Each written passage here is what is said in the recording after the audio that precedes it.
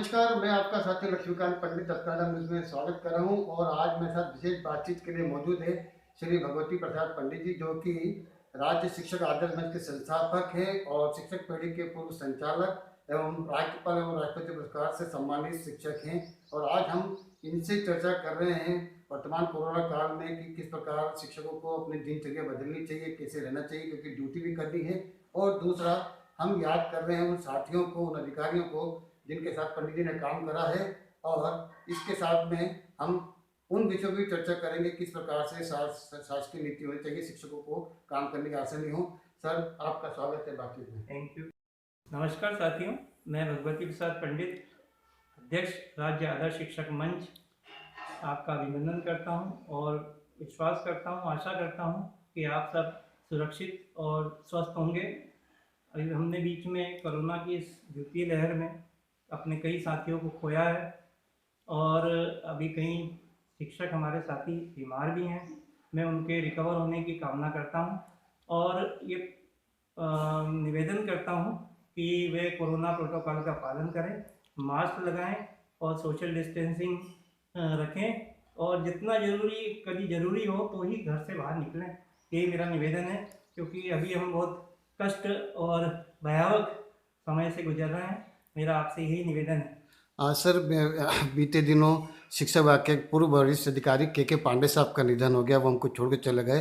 संस्कृत के प्रखंड विद्वान थे और शिक्षा विभाग के लिए एक आदर्श व्यक्तित्व थे। आपने काफ़ी समय उनके साथ गुजारा है, काम भी किया है। किस प्रकार याद करते हैं आप उनको?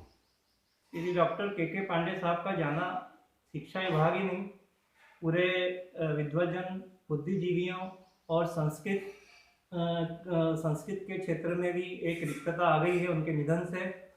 पांडे जी का मेरा साथ बहुत पुराना रहा है। संभवतः 30-35 साल से वो मेरे साथ जुड़े रहे, मैं उनके साथ जुड़ा रहा। वे जब इंदौर में संयुक्त संचालक थे, संकुल व्यवस्था उन्हीं की देन है। उन्हीं के द्वारा यहाँ संकुल का पहला प्रयोग किया गया था। उसके पश्चात ही संकुल व्यवस्था लागू की गई। संस्कृत के तो प्रकांड विद्वान थे ही वो, और संस्कृत विश्वविद्यालय स्थापना में मध्य प्रदेश में जो हुई है, उसकी स्थापना करने में उनका बहुत बड़ा योगदान रहा है। ज्योतिषाचार्य के रूप में उनका जो योगदान है वो भी कोई कम नहीं है।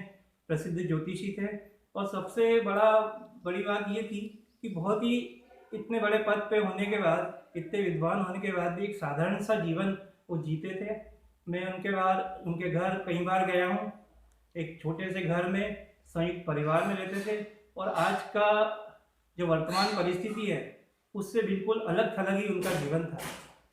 सादा जीवन, उच्च विचार, यही उनका जीवन था।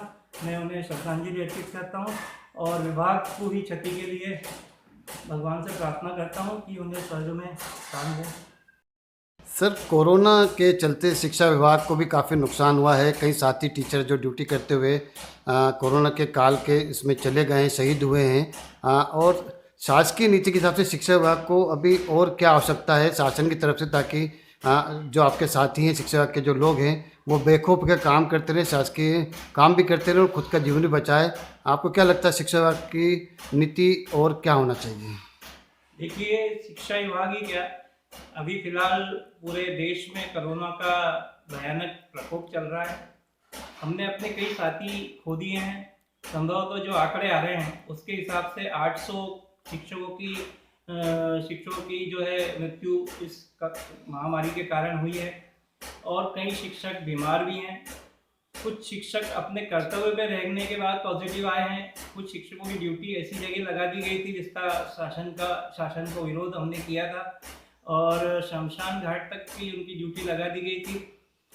मैं ये नहीं कहता कि शिक्षकों की ड्यूटी नहीं लगाई जाना चाहिए, लगाई जाए। मानवता के नाते शिक्षक वर्ग पूरा कोरोना को पछाड़ने में, दूर करने में शासन के साथ है, समाज के साथ में है, लेकिन पूरी सुरक्षा उन्हें दी जाना चाहिए। जिस प्रकार की अन्य हेल्थ वर्कर्स को, फ्रंटलाइन वर्कर्स को जो सुविधाएं दी गई है कोरोना वॉरियर के रूप में, कोरोना योद्धा के रूप में, जैसे कि उनको 50 लाख का मुआवजा है, और नौकरी की व्यवस्था है उनके उत्तराधिकारी को, उसी प्रकार के नियम शिक्षा विभाग में भी लागू होना चाहिए।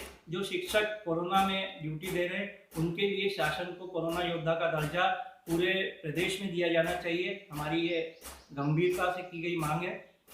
मैं चाहूँगा कि शासन इस पर शीघ्र विचार करे और शासन के नियम के अनुसार शिक्षकों को भी कोरोना योद्धा का दर्जा दिया जाना चाहिए।